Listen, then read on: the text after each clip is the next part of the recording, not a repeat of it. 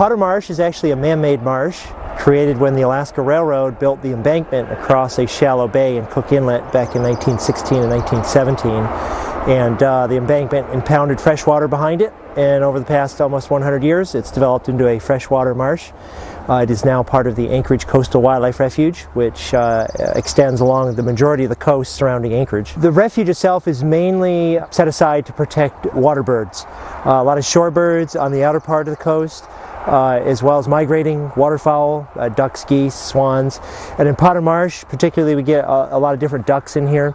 A smaller number of shorebirds, but there's a lot of moose that use Potter Marsh, particularly later in the winter, early spring, just as things are starting to green up. The marsh tends to green up a little bit sooner. It's got more exposure to the sun and things warm up, so a lot of times in the spring the moose come down where it's greening up and snow is less in the late winter and early spring.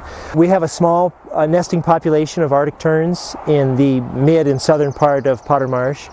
Arctic terns are a pretty unique bird in that of all animal life, they probably see the most daylight of any species, since they're in Alaska, where we have near 24-hour daylight during the summertime.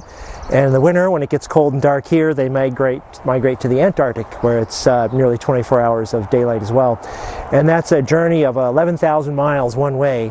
So in 1 year, the Arctic tern migrates 22,000 miles, which is a pretty amazing feat for such a small bird.